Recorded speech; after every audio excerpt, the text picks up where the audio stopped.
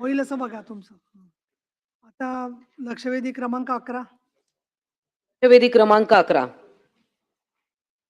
ही शेवटची लक्षवेधी आहे, नंतर विधेयक घेऊ आपण. सभापती महोदया, खर तर हा जो प्रश्न आहे बोगस पॅथॉलॉजी लॅब, मी जेव्हा नवीन आमदार झाले तेव्हा दुसऱ्या का तिसऱ्या वर्षीच हा प्रश्न मी उपस्थित केला होता. या सभागृहातच त्याच्यावर सखोल चर्चा झाली होती आणि तेव्हा असं ठरलं की जर का Maharashtra nursing home registration act आहे आणि त्यामध्ये केवळ नर्सिंग होम आणि मॅटर्निटी होम या वैद्यकीय आस्थापनांनाच ते कव्हर होतो तो ऍक्ट. त्याच्यानंतर ज्या विविध आरोग्य सेवा आहेत, मग पॅथॉलॉजी लॅब असतील, यासाठी कुठला कायदा नाही आहे. आता अनेक प्रकारचे टेक्निशियन आहे. काही टेक्निशियन आहे ते ईसीजी मशीन वरून ईसीजी काढतात. लॅबोरेटरी टेक्निशियन तपासण्या करून फक्त रिझल्ट प्रेझेंट करतात. त्यांना कोणतेही सहीचे अधिकार नाही, इंटरप्रिटेशनचे अधिकार नाही, डायग्नोसिसचे देखील अधिकार नाही आहेत. परंतु हा विषय म्हणजे कायदा नाही म्हणून या बोगस लॅब चालू द्यायच्या का? जवळजवळ 8,000 लॅबोरेटरी आहेत महाराष्ट्रामध्ये सुमारे अंदाजे. पण या सगळ्या लॅब, मला एक मागच्या काळामध्ये एका व्यक्तीला खोटा रिपोर्ट दिला की त्याला एड्स झालेला आहे म्हणून त्यांनी आत्महत्या केली सभापती महोदय. आणि अशा वेळेला चुकीचे रिपोर्ट देणं, मॅनिप्युलेटेड आकडे देणं, खोटे आकडे देऊन खोटे रिझल्ट देणं आणि टेक्निशियननी सही करणं, खरं तर सहीचा अधिकार त्या रिपोर्टला केवळ एमडी पॅथॉलॉजिस्टला आहे. आणि आपल्याकडे तसा सुप्रीम कोर्टाचा निर्णय पण आहे 2010चा. अनेक विविध कोर्ट्सनी पण हे म्हटलंय की केवळ एमडी पॅथॉलॉजिस्ट हाच सही करू शकतो रिपोर्टवर. डिजिटल सह्यांचा उपयोग केला जातो. दुसऱ्या राज्यात तेलंगणा किंवा महाराष्ट्राच्या इतर ज्या सल्लग बाजूला राज्य आहेत तिथून कुठल्या तरी डॉक्टरांची सही मिळवली जाते किंवा त्यांच्या खोट्या सह्या केल्या जातात. तर हे अत्यंत गंभीर सगळे प्रकार घडत आहेत. मला मंत्री महोदयांना असं विचारायचंय की याच्यावर वारंवार सांगलीचाच विषय येतो. त्यावेळेला जेव्हा मी लक्षवेधिका प्रश्न उपस्थित केला होता तोही सांगलीचा विषय होता. सिव्हिल सर्जन सांगलीने त्या लॅबची मान्यता रद्द केली, परंतु त्यावेळच्या पालकमंत्र्यांनी त्याला ओव्हर रूल केलं. असा देखील प्रकार या महाराष्ट्रात घडलाय. मला हे विचारायचंय की ऑलरेडी जो 1961चा महाराष्ट्र मेडिकल प्रॅक्टिशनर्स ऍक्ट जो बोगस डॉक्टरांच्या अगेन्स्ट आहे, बोगस डॉक्टर ना शिक्षा या कायद्याखाली मिळू शकते. तर जर का हे टेक्निशियन सह्या करत असतील तर हे टेक्निशियन सुद्धा ही सही बोगस आहे. मग त्यांना सुद्धा हा लॉ ऍप्लिकेबल तुम्ही करणार का? कारण तुमचा आता कायदा येईल, कधी येईल माहिती नाही. कारण 4 वर्ष 5 वर्ष झाले हा कायदा येतोय. याच्यात वेस्टेड इंटरेस्ट आहे असा माझा थेट आरोप आहे. कारण जी टेक्निशियन्सची एक संघटना आहे त्यांना सुद्धा वाटतंय की आम्हाला सहीचे अधिकार मिळाले पाहिजे. या सगळ्या बातम्या आमच्याकडे येतात, तेही आमच्याकडे येऊन भेटतात की आम्ही MSc केलंय बायोकेमिस्ट्रीमध्ये, आम्ही मायक्रोबायोलॉजीमध्ये MSc केलंय, आम्ही PhD केलंय, पण तरी त्यांना सहीचा अधिकार मिळत नाही. तर माझा मंत्री महोदयांना प्रश्न आहे की जो 1961चा महाराष्ट्र मेडिकल प्रॅक्टिशनर्स ऍक्ट हा अत्यंत प्रभावी आहे, तो बोगस डॉक्टर्सच्या अगेन्स्ट आहे. तर हे जे टेक्निशियन्स आहे जे बोगस लॅब चालवतात किंवा सह्या करतात डॉक्टरच्या ऐवजी, तर यांना सुद्धा त्या कायद्यामध्ये तुम्ही कव्हर करणार का? धन्यवाद. सभापती महोदया, सन्मान्य सदस्य मनीषाताई कायंदेने जो प्रश्न विचारलाय त्या प्रश्नामध्ये ज्या पद्धतीने एकूणच आपल्या आरोग्य सेवेमध्ये पॅथॉलॉजी लॅब आहेत, त्या लॅब आणि त्या लॅब मधली गुणवत्ता आणि अचूकता जर आली तरच आपल्याला आरोग्याच्या सेवा अजून चांगल्या पद्धतीने देता येतील.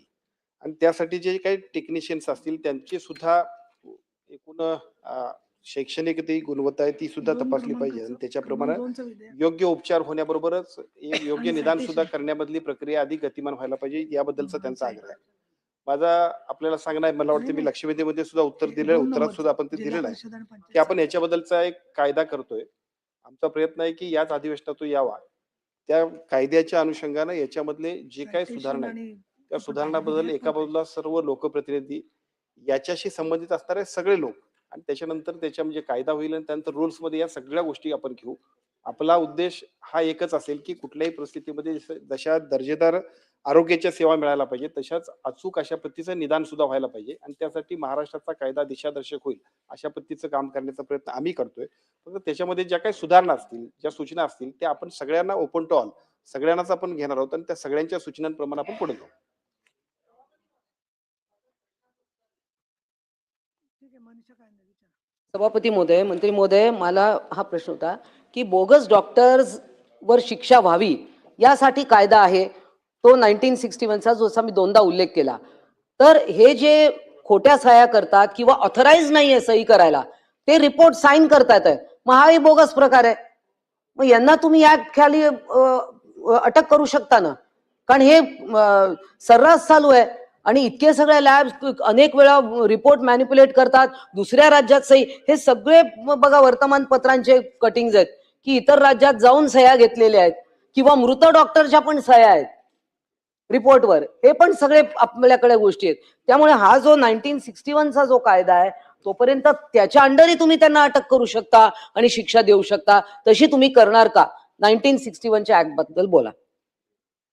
सभापती महोदया, सन्मान्य सदस्यांनी जो प्रश्न विचारला याबद्दलच्या कायद्याची स्पष्टता अजून झालेली नाही.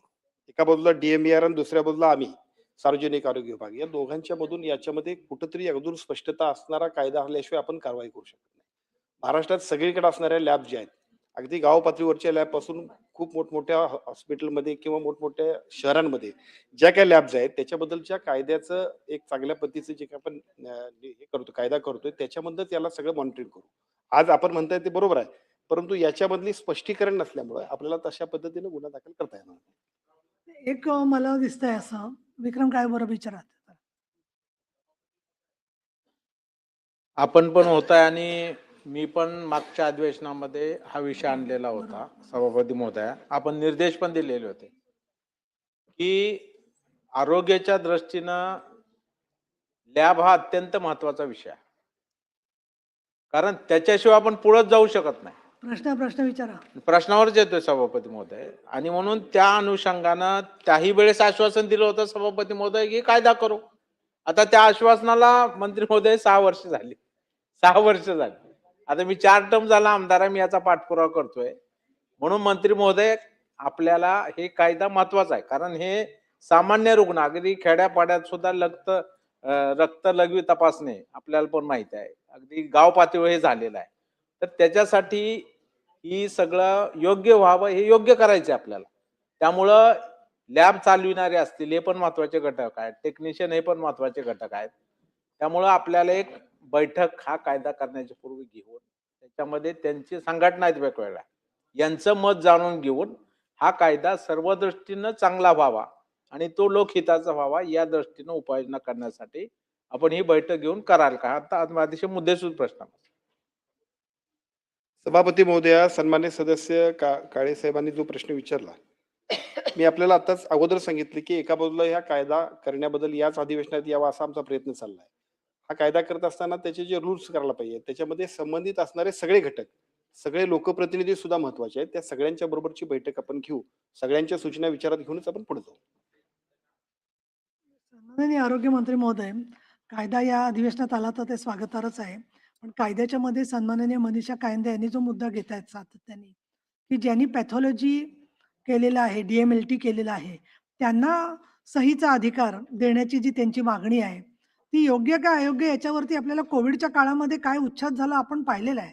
5 तासामध्ये दिली RT-PCR ची तपासणी करून तर दुप्पट पैसे, नाहीतर निम्मे पैसे, आणि प्रत्येक वेळेला RT-PCR चे तर रिपोर्ट कोणाच्या सहीने येत आहेत हे बघण्याची सुद्धा शुद्ध समाजात राहिली नव्हती. इतकी गंभीर परिस्थिती होती, इतका त्याचा दुरुपयोग झालाय. तर जे त्या विषयामधलं त्या ज्या पॅथॉलॉजीचे रिपोर्टचा अर्थ ज्यांना कळतो त्यांची त्याच्यात फक्त सही असायला पाहिजे का, तो जो करतोय टेक्निशियन त्याची सही असायला पाहिजे, याच्याच बद्दलचा मूळ मुद्दा आहे ना तुमचा जो आहे तो. त्यामुळे तुम्ही कायदा करायचं जे म्हणताय त्याच्यामध्ये त्याचं प्रमाणीकरण केलं पाहिजे, स्टँडर्डायझेशन झालं पाहिजे, हा त्यांचा आग्रह आहे. आणि त्यासाठी काही मुद्दा समाविष्ट केला असेल तर तसं सांगा आपण. हा कायदा येईल तेव्हा येईल. मुळात म्हणजे बोगस डॉक्टरसाठी जो कायदा आहे, म्हणजे मी डॉक्टर नाहीये पण मी निदान करते, ट्रीटमेंट करते, टेक्निशियनला अधिकारच नाहीये सही करायचा, फक्त MD पॅथॉलॉजिस्टला आहे. आणि सुप्रीम कोर्टाचे अनेक निकाल आहेत, वेगवेगळ्या ठिकाणचे वेगवेगळे पिटिशन झालेले आहेत. एक तर निकाल माझ्या हातातच आहे.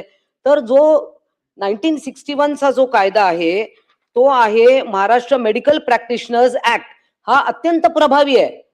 मग हे टेक्निशियन पण बोगसच आहे ना. They are signing in place of doctor. डॉक्टरच्या ठिकाणी ते सही करतात आहे, म्हणजे हा बोगस प्रकार आहे. मग ह्याच कायदा जर का इतका प्रभावी आहे, मग त्यांना त्याच्यामध्ये कव्हर करून तुम्ही अटक का नाही करत? मला आता काय वाटतं, याच्यावर बैठक घ्या पुढच्या आठवड्यात आणि निवेदन करा. मला वाटतं आता की चर्चा होऊ शकत नाही पुढे. या विषयासाठी जी बैठक घेऊ त्यामध्ये आपल्या सगळ्यांच्या सूचना घेऊ आणि आपण पुढे जाऊ.